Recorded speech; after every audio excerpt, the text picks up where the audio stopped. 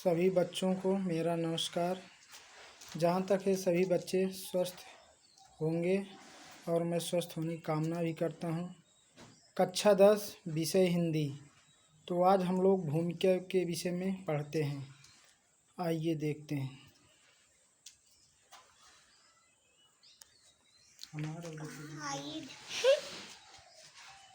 हिंदी गद्य की भूमिका। जी डंडोला माया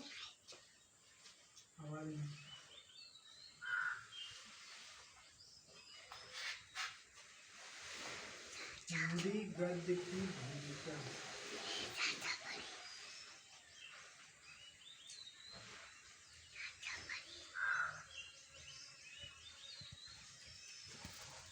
हिंदी गद्य की भूमिका।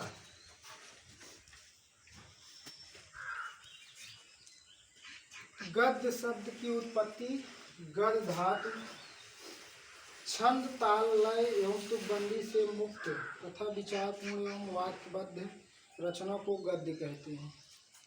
गद्य शब्द दो शब्दों से उत्पन्न हुआ है। गद धातु धन यक प्रत्यय बराबर गद्य। गद्य में ताल लय तुकबंदी आदि नहीं होता है।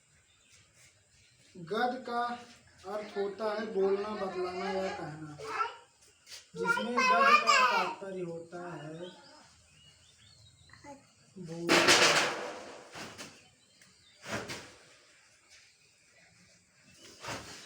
सामान्यतः दैनिक जीवन में प्रयुक्त होने वाली बोलचाल की भाषा में गद्य का भी प्रयोग किया जाता है।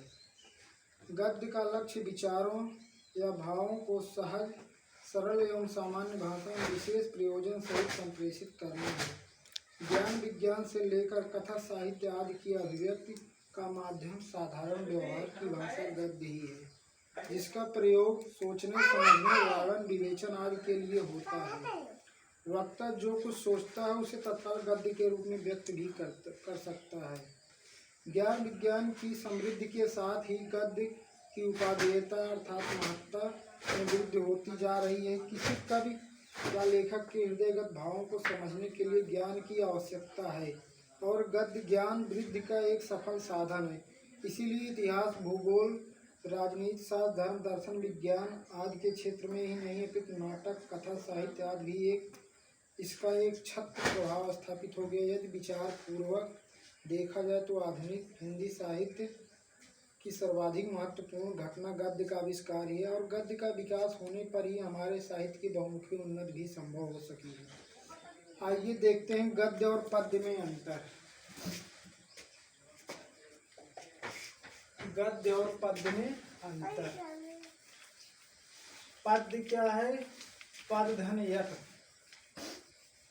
जैसे गद्य ग धन यथ प्रत्यय से उत्पन्न हुआ है, उसी प्रकार गद्य भी, उसी प्रकार पद्य भी। पद्य शब्द की उत्पत्ति पद धन यथ प्रत्यय से बना हुआ है। पद्य। पद्य में ताल लय तुकबंदी आदि से युक्त होता है, जिसको गाकर भी पढ़ा जा सकता है। तो गद्य और पद्य में अंतर देखते हैं। गद्य और पद्य। गद्य और पद्य में अंतर।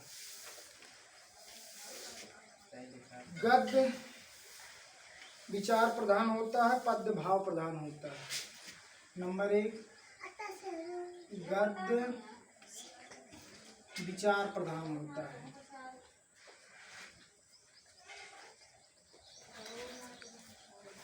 विचार प्रधान, पद्य भाव प्रधान।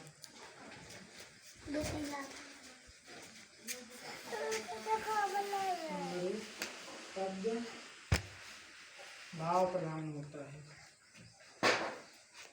भाव प्रधान होता है। पद्य में कार्य की अनुभूति उक्ति वैचित्र संप्रेषणीयता और अलंकार की प्रवृत्ति देखी जाती है, जबकि गद्य में लेखक अपने विचारों को व्यक्त करता है। गद्य में तर्क बुद्धि विवेक चिंतन का अंकुश होता है, तो पद्य में स्वतंत्र कल्पना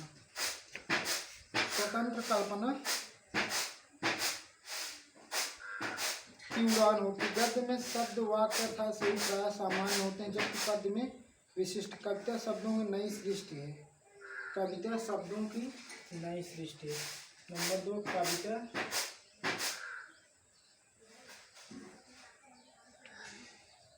कविता क्या है?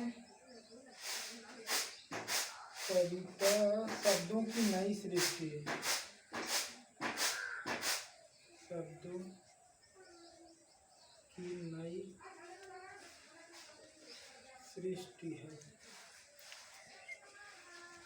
कविता शब्दों की नई सृष्टि है। गद्य में अनुभूत विचार एवं तर्क आदि होते हैं, जबकि गद्य में अनुभूति और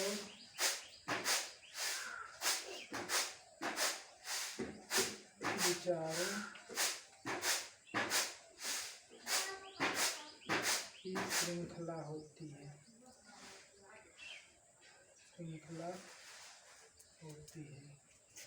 तो आज प्रथम क्लास है, जहाँ तक कि गद्य क्या है, पद्य क्या है, गद्य और पद्य में अंतर। तो कितने मिनट है? अच्छा। तो आज हमारा प्रथम वीडियो है, जैसा कि आज 4 मई है, तो अभी तक हम अपना यूट्यूब चैनल बना रहे हैं, पूर्णतः बन जाएगा तो हम 10, 15, 20, 25 मिनट पढ़ाएंगे।